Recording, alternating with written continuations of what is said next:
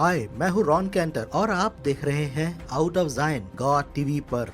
और देखिए, आज हम खड़े हैं इस संसार के बहुत ही अद्भुत स्थान पर। वास्तव में हम पुराने यरूशलेम के बिल्कुल नीचे खड़े हैं। ये इस मंदिर की गुफाएं हैं और अगर मैं कुछ मीटर आगे बढ़ूं तो मैं उस ओर पहुंच सकता हूं, महापवित्र स्थान के निकट, जो पहले और दूसरे मंदिर में मौजूद था। अब कई लोग इस वेस्टर्न वॉल के विषय में ये सोचते हैं, जो मेरे ठीक दक्षिण दिशा में है, कि ये महज 16 मीटर चौड़ी होगी, पर अब हम जानते हैं कि इसकी चौड़ाई हकीकत में 10 गुना ज्यादा है। तकरीबन 150 साल पहले 2 अंग्रेज खोजकर्ता यहाँ आए। उन्होंने शहर में यहाँ नीचे आकर इन मेहराबों को खोज निकाला। इन्हीं मेहराबों के ऊपर प्रदेशीय इलाके हैं। वो किसी तरह यहाँ नीचे आ पहुँचे, जिसे आज हम कहते हैं वेस्टर्न वॉल की सुरंग, जिनमें से होकर हम मंदिर के एक सिरे से दूसरे सिरे तक जा सकते हैं।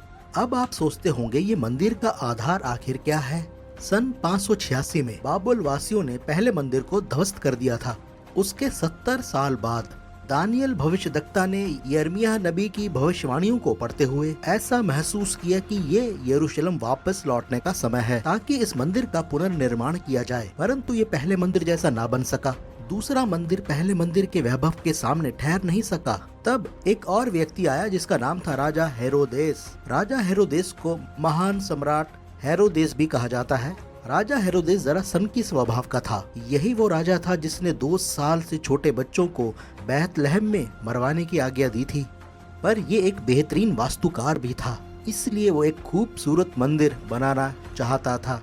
इसके लिए उसने एक विशाल आधार तैयार किया, जिसे आज हम टेम्पल माउंट भी कहते हैं। जब महान हेरोदेस ने इस टेम्पल माउंट को बनाने का निर्णय लिया और इसे बनाने के लिए उसने विशाल पत्थर इकट्ठा किए, उनमें से एक ठीक यहाँ है। देखिए ये कितना बड़ा है। ये वास्तव में 40 फीट लंबा है। इसकी ऊंचाई 10 फीट होगी और अंदर से इसकी गहराई 3.5 से 4.5 मीटर तक होगी। मंदिर की दिशा में संसार के लिए ये बड़े अचंभे की बात थी कि वो इतने बड़े पत्थर यहाँ कैसे लाए। इनका वजन कितना होगा? इनका वजन तकरीबन 600 टन से भी ज्यादा है और ये भी कोई नहीं जानता कि कैसे वो लोग ये पत्थर यहाँ तक ले आए थे, जो आज तक बने हुए हैं। परंतु आखिरकार सन 70 में रोमी साम्राज्य ने इस मंदिर को ध्वस्त कर दिया। मत्ती 24 में यीशु ने भविष्यवाणी करके कहा था कि एक पत्थर पर पत्थर भी नहीं रहेगा, और ऐसा ही हुआ था। सब चकनाचूर हो गया था। आप सोचेंगे ऐसा क्यों? परमेश्वर ने ऐसा क्यों होने दिया? क्योंकि उससे 40 साल पहले हर तरह के पाप के लिए एक बलिदान हो चुका था। तो ये अंग्रेज खोजकर्ता 150 साल पहले जब यहाँ खोजबीन में लगे हुए थे, तो उस समय के कठोर शासन ने उन्हें रोक दिया और फिर वो 1967 तक किसी तरह का शोध नहीं कर पाए। परंतु 1967 में आखिर ऐसा क्या हुआ? 6 दिन के युद्ध के बाद यरूशलेम वापस ले लिया गया। फिर अगले 20 सालों तक वो यहाँ खुदाई करते रहे। सन 1996 में प्रधानमंत्री बेंजामिन नेतन्याहू ने घोषणा की कि मेहमानों के लिए मंदिर के दक्षिणी और उत्तरी कपाट खोल दिए जाएं।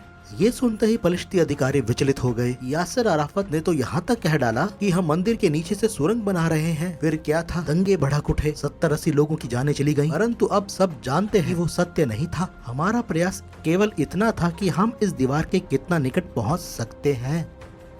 जरूर God.tv पर जाएं और हमारी किसी भी कड़ी से ना चुकें। मुझसे roncantor.com पर संपर्क करें। शालोम। पुराने यरूशलेम के नीचे से आपको मेरा अभिनंदन। रॉन को ट्विटर और फेसबुक पर फॉलो करें @RonSCantor पर। रॉन और उनकी सेवकाई या गॉड टीवी या आउट ऑफ ज़ायन कार्यक्रम के बारे में और जानकारी के लिए या इन कार्यक्रमों को दोबारा देखने के लिए God.tv/Zayin पर जाएं।